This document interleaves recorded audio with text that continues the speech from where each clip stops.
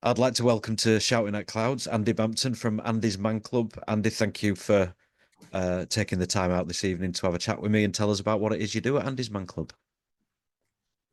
So I currently am I'm an employee of the charity now. We'll probably get to how we got there a little bit later to come, but yeah, I'm actually an official employee of the charity now, which I've been in this role for just over a little bit over 12 months now. So the prime reason of my role basically is to oversee the groups, support the lads that are running them for us, make sure they're all right more than anything. It's a little bit easy having that experience myself. It's a little bit easy sometimes to get wrapped up in the logistics of it all and running the groups to make sure everything's right, and you can kind of forget about yourselves if you're not careful. So that's my prime role really, is to make sure that the guys are all good. So, what is Andy's Man Club? Tell us in your own way. What do you do and who do you help? So at the core of it, Andy's Man Club is a suicide prevention charity. The overriding aims are to obviously try and reduce as far as we possibly can the number of suicides that do happen in men in the UK.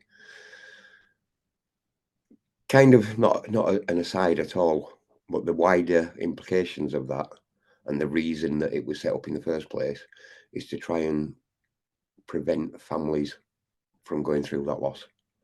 Okay. It was set up by a family that lost a member of that family.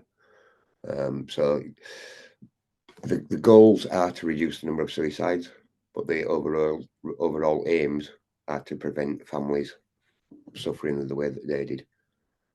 Okay. And obviously, you wanted to speak to men out there. Suicide rates in young men is incredibly high. And who is it that you're appealing to? Who do you want to come along to these groups that are held around the UK? So the stock answer for that is we are open to any man over 18. Okay. Now, you're right, suicide figures are horrendous. And that's not just the UK, but it's the UK figures that we specifically look at, because that's where we're dealing with. We actually lose very, very nearly 5,000 men every year in the UK. Now, I'm not sure on the total figures of registered suicides for what we look at, but out of the entire UK population that do take their own lives, 75% of those are men, which is, some statistics are just horrific. So we are aimed at men. So when we were formed just over 8 years ago now, it was very much a, kind of love to use the term, but a gap in the market. There was nothing that catered for men, and that's where we came about. We meet a need. We do provide that service in the form of a safe space where guys can just come along and share stuff, talk about stuff, whether they know it's not going to go any further. Whether in a room full of guys that we all have our stuff, and that's people, not just men. We all have our things that we have to deal with. It's part of life. But when you're in that environment, when you're in a room with other people that have been through stuff, they're not going to go through your stuff. They're not going to know how you're feeling, but they know how it feels to feel like that. And that's why it works. You've just pretty much answered my next question there, because what I was going to say was I went to one of these groups and I'll get you to tell us about what people should expect when they visit them, but I was sort of astounded by how many people were there. The few times I went, and I kind of felt the stuff I was dealing with at the time wasn't on the same level of what some of the people were dealing with. And you've just answered it perfectly before I even asked the question. What should somebody feel like that if they think what they're feeling isn't worthy of your charity's time? Their case isn't bad enough, their burden isn't worthy enough of going. What would you say to those people? So there's a couple of answers there in that same question, really. First off, the size of the groups.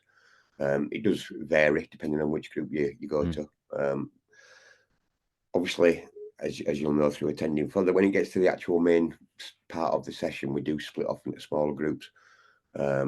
Some people can find it a little bit intimidating to turn up to a big place, and we we do totally understand that, and we are looking at how we can make changes in that area.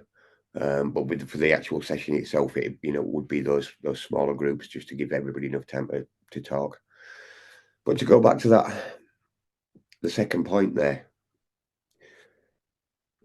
again, our main explanation for it is that we don't judge. It's a non-judgmental safe space. Yeah. All that means, like I said a minute ago, we all go through stuff.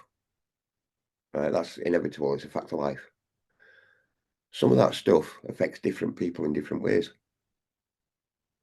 So we don't measure one person's problems against each other's. Yeah. If it's a problem to the individual, then it's worth talking about, and it's equally as valid as anybody else's. Now, in the same vein, we do get, and it does seem to be a bit of a blokey thing, we get kind of overwhelmed maybe a little bit with our stuff that we've got going on personally. And it's like, oh, this, that, other, blah, blah, blah. But if you go on to one of our groups and sit there and actually listen to what other people are going through, what that can actually do for you is give you context. It can give you perspective. And that can actually be quite beneficial. If you hear some guy talking about a thing that you think is horrific and you go, well, you know what, if he can get through his stuff, I can get through mine. So it's still a positive thing no matter what. But it's like we'll probably cover the structure a little bit more. All we do is give guys an opportunity. Well, so tell us about the structure then, because the groups are formatted. There is a structure there to keep everything flowing, but the way it enables people to support you and to listen and in a non-judgmental setting, it's fantastic. So tell us about what people go, the journey of somebody on their first meeting. What will they experience? So let's take it right back to the beginning. If any guy turns up to any of our groups for his first time, he should see outside the doors one of our facilitator team. Now, he'll be wearing our merch, so he's easy to identify. That's kind of the point of it. We do provide it all for them. That guy is there. He's widely known as the sweeper, but he's there to greet the guys. He's there to welcome in the door. He has also experienced being that new guy. So he knows how hard a thing it can be to do. Knows, not always, certainly, but most guys that do come up are because they've got to that point where they recognise something needs to change, so they're willing to try it. And that could mean they're at a bit of a tough point in their journey. He gets that, he understands it, he's got natural empathy because he's been there. Right, so he's there to welcome the guys in the door, but kind of especially for any new guys that turn up. Just trying to make them as comfortable as possible it can be. So once everybody is then, like I said, we do have this structure. Now, you'll have experienced yourself, we have the intro section that we go through every week. We're not the biggest fan of rules, in all honesty, but we have had put a few in place over the years. The main one of that is we don't talk about medication. Because nobody in our groups is there in a professional capacity, as far as we're concerned, nobody's qualified for that. And it's one of those things that can be really detrimental if a person gets advice about that kind of thing that doesn't fit their circumstances, which is why we don't do it. The 4 rules that we have got in place have all come about through learned experiences of things that have happened with the groups. And I was actually in the group that night where that medication rule came about. Okay. One guy, absolutely meaning the best will in the world, he'd just come off medication and he was talking about it. It felt really great. And he actually went as far as to recommend it. Now, somebody else took his recommendation and ended up in a bad way in hospital for quite a period of time, which is where that rule comes about. Yeah.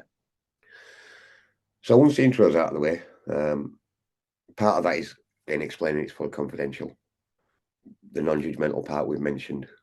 There's also, I do feel it's important to state, there's absolutely no pressure for anybody to talk at Andy's Man Club.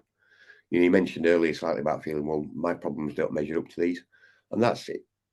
Again, there's nothing wrong with that.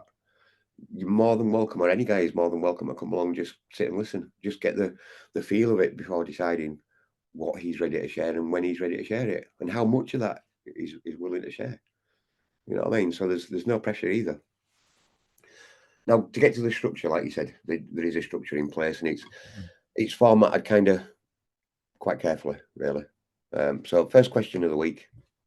anything. How's your week been? It's just a conversation starter.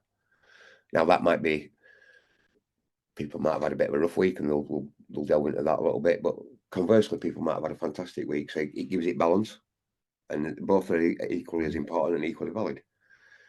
Second question being, give us a positive from your week. Now, the idea of that even though you might have to dig a little bit to find them, it's finding those positives, finding those highlights, no matter what it is you're going through. That question, if the first question's been a bit of a downer, the second question is designed to be a positive, just to lift things back up again. Then we get to what I always used to refer to as the drum roll question of the week. Anything to get off your chest. Now that it kind of sounds quite daunting, does that question? Because it can and it does go deep. There can be some really heavy shares on that question some weeks. Yeah. But when you think about the essence of it, we mentioned opportunity earlier. All that question is an opportunity. But it is an opportunity to offload, unburden, maybe stop some of that noise spinning circles up here, where it can become problematic if it's left to its own devices. And you say that it's an opportunity. There's probably a lot of men living their lives who don't have somebody just to sit and say to them, get it off your chest. I'm going to sit here and listen. Maybe, in a relationship, they don't do it. Maybe, and I was going to ask you about this. You've got this old fashioned sense of masculinity that, stiff upper lip and keep it to yourself and push your feelings down and don't bring your dirty laundry out in public, all this stuff. It's a perfect way to sort of break down. How would you talk to those people who were saying, I'm not going to open up to a group of strangers? Can you tell them people how beneficial it'll be? I've had that conversation many a time. Yeah. And what I always say to them is, tell me the same after you've been in a meeting. Okay. Now it is, you can, again, you're absolutely right in what you're saying. There's still these stigmas out there. I personally firmly believe that we put a lot of that pressure on ourselves as men. Yeah. And a lot of it is maybe traditions. We are traditionally seen as the breadwinner, the carer, the person that is meant to provide and look after the wife and the kids and this, that, other. Yeah. So we do put that, as much as it is out there anyway, to a degree. I think it's a lot better than whatever it was, but we put that pressure on ourselves as men. A big part of that then, if we have got partners at home or other family members that we potentially could talk to, another thing that we don't want to do is burden them. Yeah. We don't want them worrying about us and our troubles, Mhm. because again, we're the man. We get our head down, we crack on, we man up, we get on with it, don't we? The amount of male friends I've spoken to when you ask if they're all right, and I use the same one. Yep, I'm fine. I'm good. I'm okay. I'm just a bit tired. And Yeah, every one of those answers has so much more to it. my stock answer is plodding on. Plodding on. Yeah. Plodding on, mate. Yeah, we're I'm good. all right. I'm all right. I'll be fine. I'll be fine. I That's me. mean, generally, it's not an untruth, but it is a stock answer, isn't it? So what's been the feedback from the people who have attended? Not just the people who are pushing back, but the people you've had the journey to where you are now, the feedback from people who have been to these groups, and whether it's one meeting or several. So there's no one answer who's going to fit that. Yeah. But I've got a couple of examples for you in a few different aspects, ways of looking at it. A few quite repeated approaches from what I've spoken to guys that I have come into contact with over the years. Now, one of them is quite a funny one, and it comes from a guy that's a friend of mine, and if he hears this, I think he'll laugh to himself. It's simple and it works. At the core of it, it's a simple format, and it absolutely works. Just to qualify that, the amount of guys that I have personally spoken to, whether in meetings or at the end of meetings, I personally always try and make a beeline if we do get any new guys. I'll try and catch them at the end just to say, what did you think, and this, that, other. And the overriding response to that question is, why did I not do this sooner? Why did I leave it so long? You know, we get guys that I've been trying to get down for the last 3 months, 6 months, 2 years, 4 years, and then they actually come along and experience it. It's like, I don't know what I was afraid of. Why did I not do this sooner? Because when they get in that room, get in that environment, hear what people are talking about, and it's a, I'm really trying not to sound contrite, but it's a very powerful Oh yeah. situation to find Oh, yourself in. absolutely. Yeah, yeah. I was a bit overawed the first time. Um, Totally see that.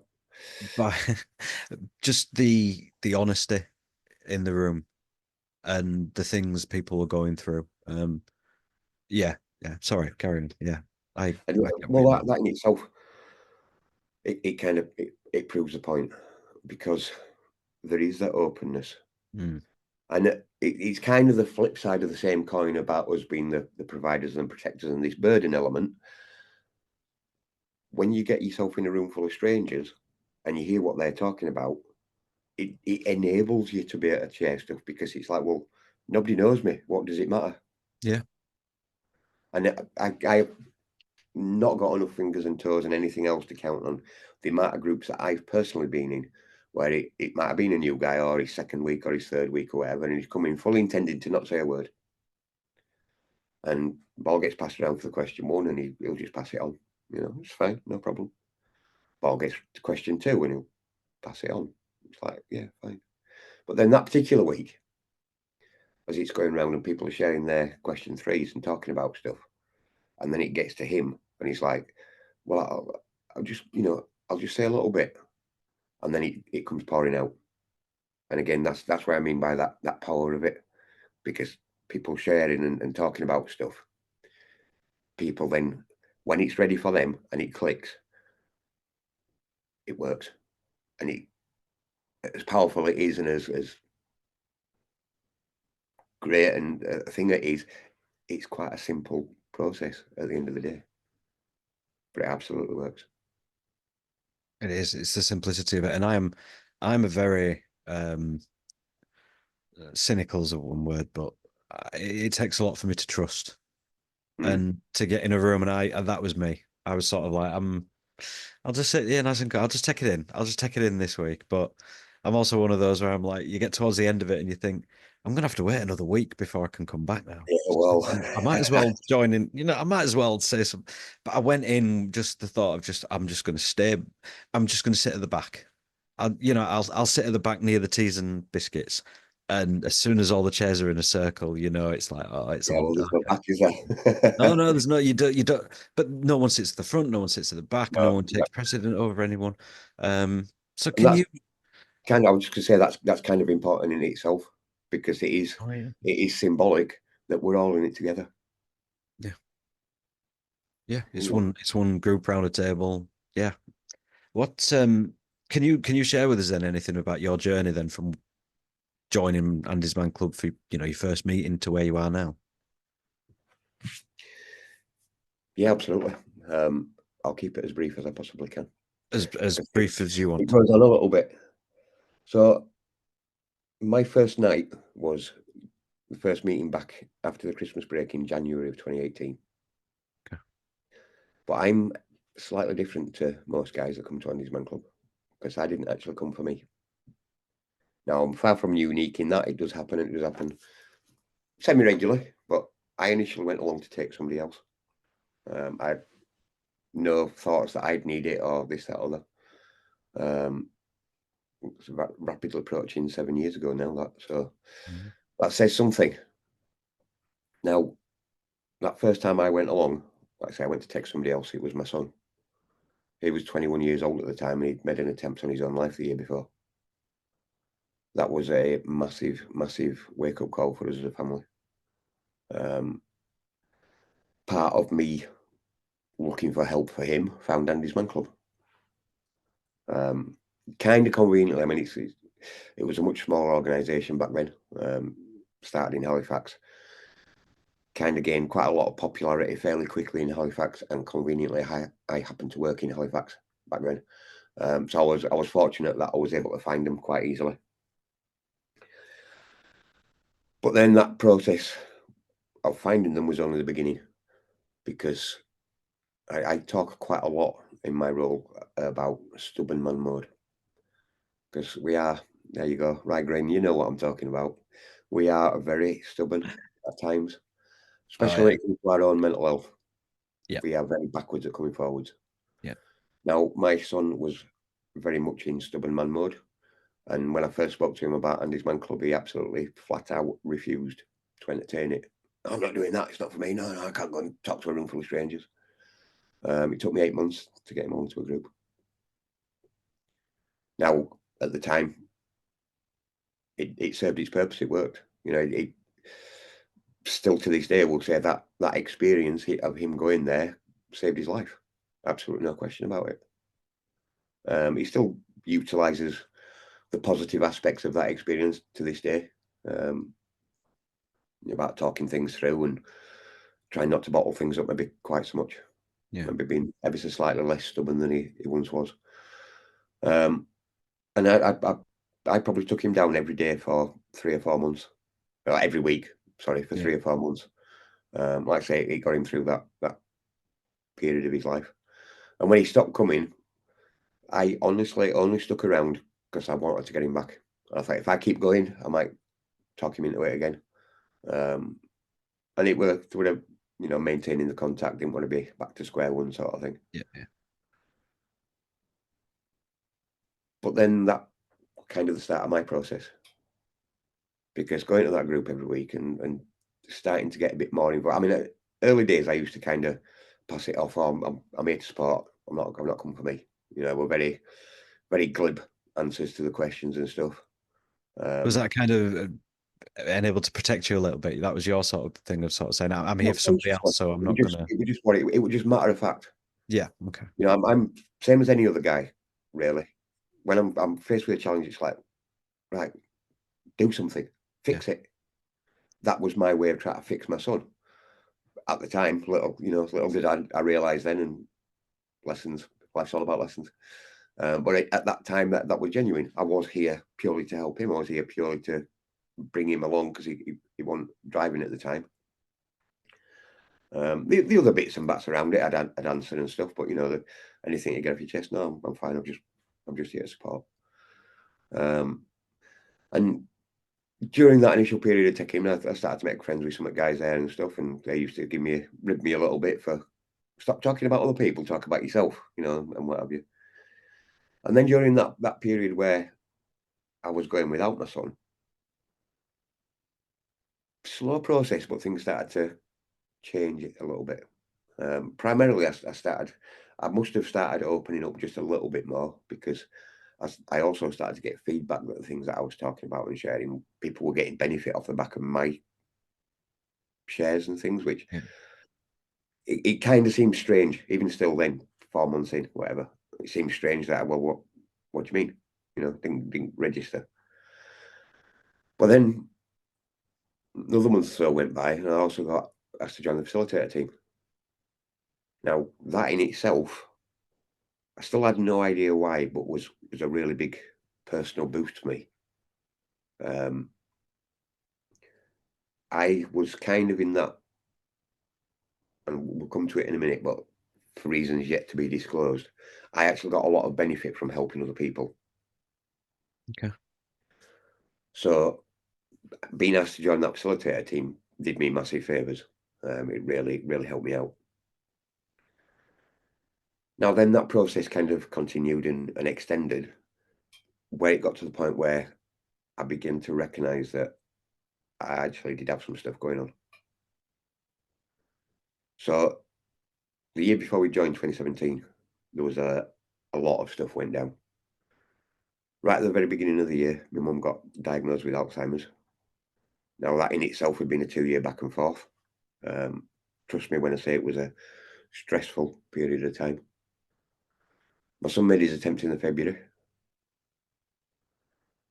At the end of May, then on top of all that, I lost my dad quite suddenly and unexpectedly. Now, my mum was in no fit state by that point to do anything about it. Hmm. I'm the oldest of 3 brothers, or I was at the time. That's an entirely different story, which we may get to a little while down, but we'll see how that goes. in a good way. But at the time, I was the oldest of three brothers, so that all kind of fell on my shoulders to make the arrangements and take care of everything. Yeah.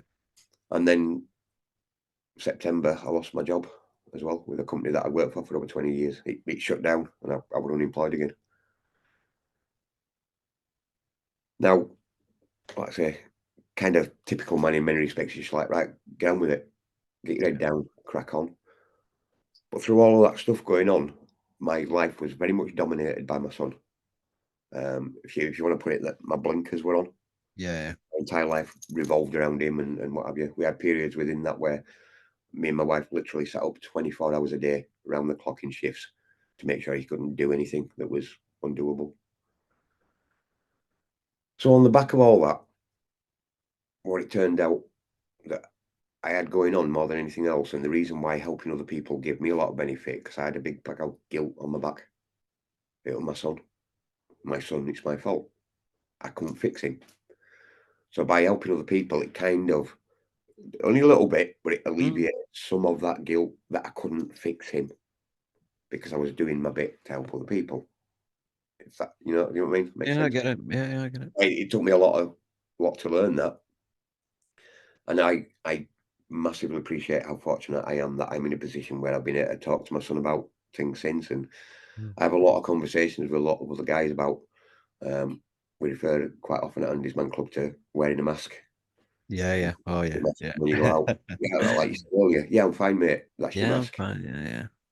So I've had a lot of conversations with my son about his mask. I've had a lot of conversations with other guys about their masks, about the whys we knuckle down, the whys we just crack on with it, the whys we man up. Man up, jeez. Yeah. Yeah, and it did, like I say, it took a while, but it did eventually allow me to accept that guilt was there in the first place, but to begin to work through it and to learn that actually, you know what, it's not my fault. That was beyond my control, and eventually kick that guilt to the curb where it belongs. I Yeah. actually took over then running. I used to attend Halifax Group, which was the original group to open, and I took over running that at some point during 2020 when the then lead facilitator went on to become an employee of the charity. Built my own team around me of facilitators and stuff, and you know we were very much a team. And then last year, an opportunity arose for me to also become an employee of Andy's Man Club.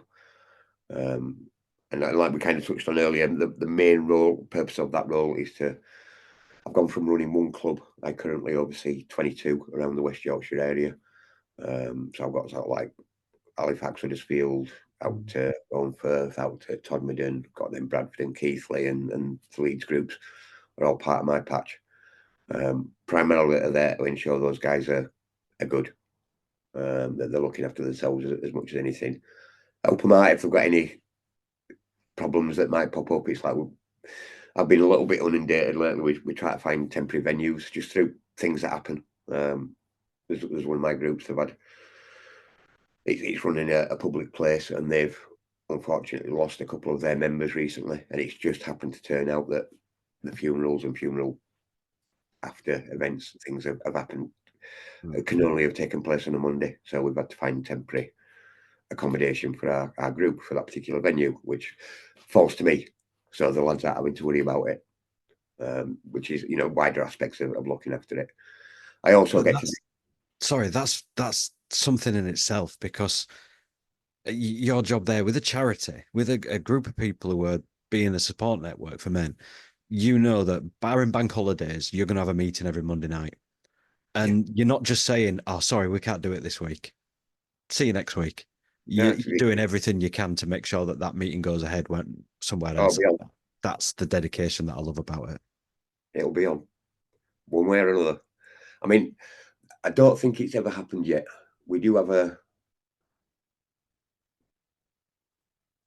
procedures in place, so something will happen. Yeah. If something happens to a venue and we cannot use that venue, we will do everything we can to get out there and find a venue so that group can run as it should be. I've had a couple in recent months, and to be fair, I normally just reach out on Facebook, and the amount of responses we get, people saying, "Come and use our place, come and use our place," and it's great. And that's we've not actually covered it. We do refer to all our groups as community groups. Now, I know we'll talk about the attendees in a moment, so I'm not going to get into that too far, but this is where that community aspect comes to it, because it's so much more than just the Monday night meetings. You know, people are very supportive, very, very supportive, and they do jump on. I've not yet ever put a post out about needing a venue and not had less than 20 replies, all from different people.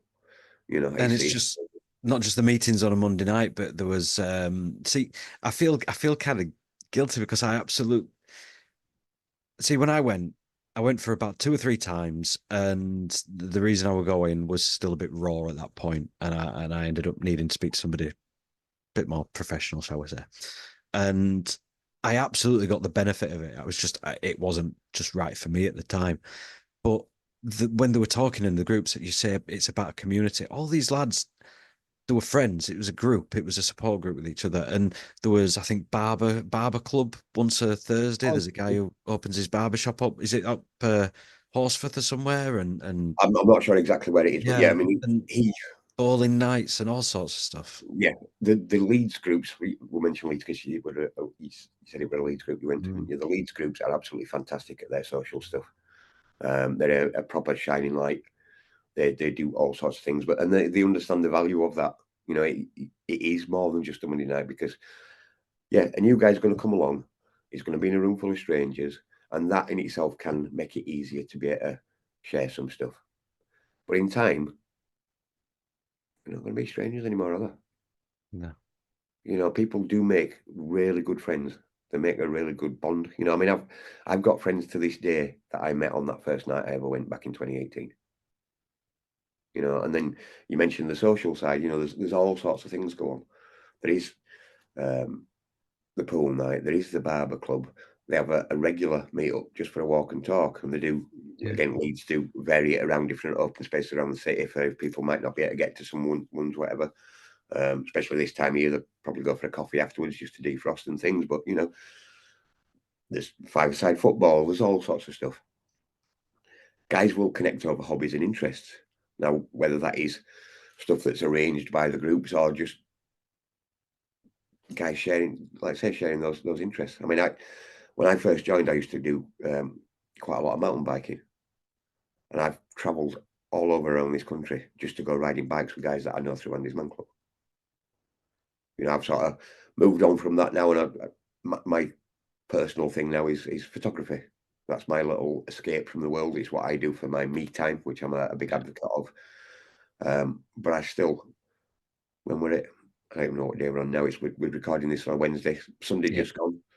I was actually at a studio day with another guy that I know through Andy's Man Club that is also a photographer.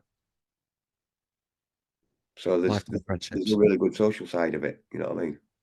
So tell us again, who can attend these meetings and how can they find out more? Because they're not just in West Yorkshire; these are all over the UK. And hey, if things pick up, it could be going further afield, hopefully. So Yeah, I've got a we lot of are. listeners in America. So yeah, tell us who can attend these and how can they find out more?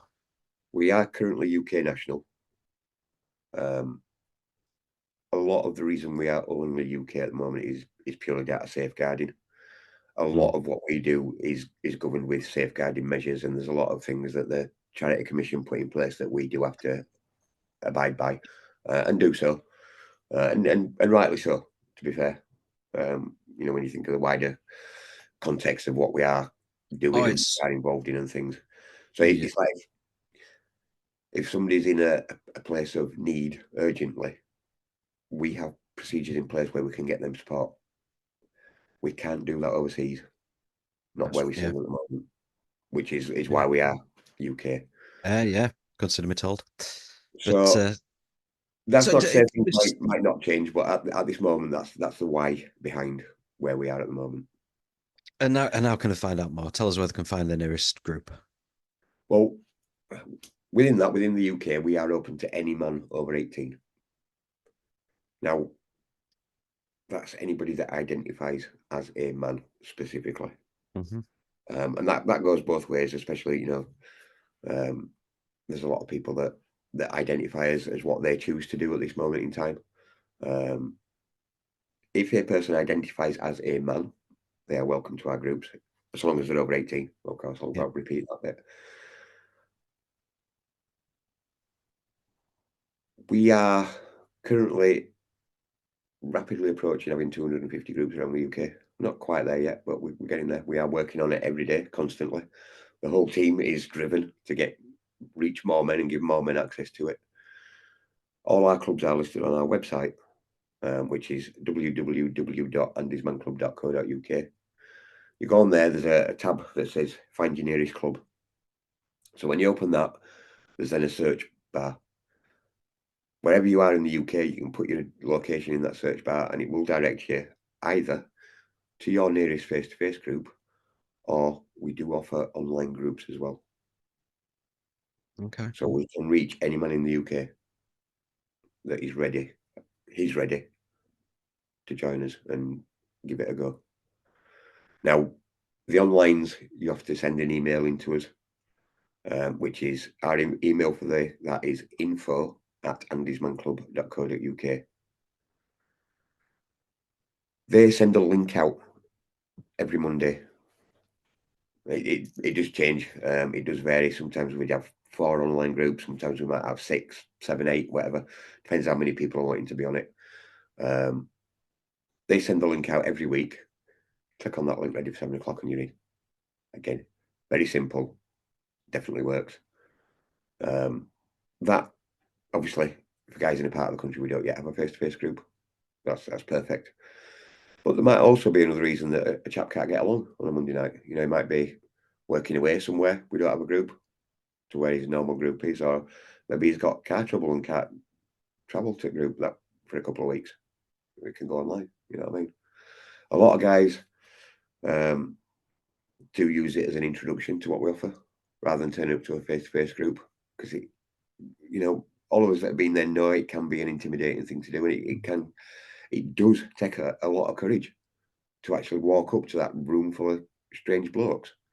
You know what I mean? That's not an easy thing to do. So a lot of guys do use the online.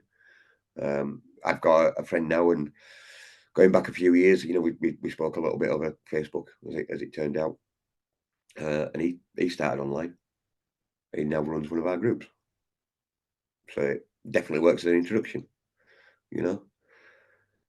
So also we utilise it as well for breaking out into new parts of the country. We struggled at first to get up into Cumbria because it's kind of isolated up there. You've got to travel to get to it. There's no down over sort of thing. I believe we're currently at 9 groups up in Cumbria. Wow. Of guys using the online. Just last week we opened in Coventry. Similar situation. We started Halifax and we've sort of encroached and gone round. Try to breach that gap to get into the Midlands has been a bit of a task. But we are getting there. And like I say, we've just opened Coventry last week. Again, utilising the online and where our facilitators are based and things. So it's a really useful tool. Is that online for us in that respect? Let's go online. If you're listening in the UK, Monday night, 7 o'clock, go online to andysmanclub.co.uk. Search for your local group. If you're in a local group or you don't feel comfortable about going to one straight away, go onto one of the online groups, send your email in, you'll get sent the link. And as you can hear, it's a nice, safe space, no judgment, and it's an amazing support group. Andy Bampton from Andy's Man Club, thank you very much for joining me, and thanks for sharing as much as you have. It's been an absolute pleasure. I just say the only slight difference, the online does run the same format as the face-to-face groups. The only difference is you've got to make your own brew.